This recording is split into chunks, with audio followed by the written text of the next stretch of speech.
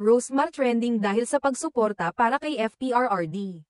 Nag-viral sa social media si Rosemary Tan Pamulaklakin, o mas kilala sa pangalang Rosemar Tan, matapos ipahayag ng hayagan ang kanyang suporta para kay dating Pangulong Rodrigo Duterte.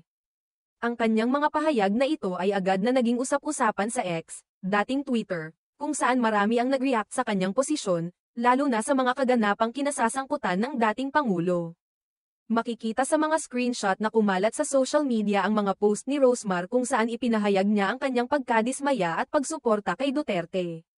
Lalo na nang arestuhin ito ng International Criminal Court, ICC. Si Duterte ay naharap sa isang warrant of arrest na ipinalabas ng ICC noong Martes 11 ng Marso. Matapos dumating sa Ninoy Aquino International Airport, NAIA, Terminal 3 mula Hong Kong. Matapos ang kanyang pagdating, dinala siya sa Villamor Air Base sa Pasay City at mula roon ay isinakay siya sa isang pribadong eroplano patungong The Hague, Netherlands. Kung saan siya nakatakdang sumailalim sa proseso kaugnay ng mga kasong Crimes Against Humanity. Isa sa mga pahayag ni Rosemar na kumalat online ay ang kanyang pagpapahayag ng malasakit kay Duterte. At kung paano niya nakita ang mga nangyari sa dating Pangulo bilang hindi makatarungan. Sa kanyang post sa Facebook, isinulat niya, "Di ko alam bakit awang-awa ako sa ginagawa nila ngayon kay Tatay Digong. Kahit ako si Kitty, same reaction din masasabi at gagawin ko kung tatay ko na pinag-uusapan tapos gusto padalhin kung saan." Sa mga salitang ito, ipinakita ni Rosemar ang kanyang suporta at malasakit sa sitwasyon ni Duterte, na para sa kanya, hindi nararapat ang ganitong traito sa isang dating lider ng bansa. Dahil dito, hindi napigilan ni Rosemar na ipahayag ang kanyang saloobin sa social media. Sa isa pang post, sinabi niya, malakas lang siya tingnan kasi matapang siya pero lolo na siya. Di niya deserve ang treatment na ginagawa sa kanya ngayon. Aminin niyo nung panahon niya pakiramdam natin ang safe gumala sa Pinas. Tapos ganyan lang nararanasan niya ngayon.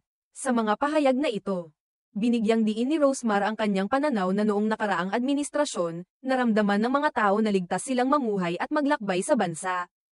Ngunit ngayon ay tila ang dating Pangulo na siya ring naging simbolo ng kaayusan at lakas ay dumaranas ng hindi makatarungang pagtrato. Bilang pagtatapos ng kanyang pahayag, inipost din ni Rosemar ang isang generic na mensahe na karaniwang ibinabahagi ng mga taga-suporta ni Duterte. Sa kanyang post na ito, nagsulat siya ng, "I stand with FPRRD." Kasunod nito, sinabi niya, "My support is clear, and I won't apologize for it. If you don't like it or it bothers you, feel free to unfriend me now. No hard feelings." Sa mga salitang ito, malinaw na ipinahayag ni Rosemar ang kanyang matibay na paninindigan na hindi siya magbabago sa kanyang pagsuporta kay Duterte, anuman ang reaksyon ng iba. Dahil sa kanyang mga pahayag, hindi nakaligtas si Rosemar sa mga reaksyon mula sa iba't ibang sektor.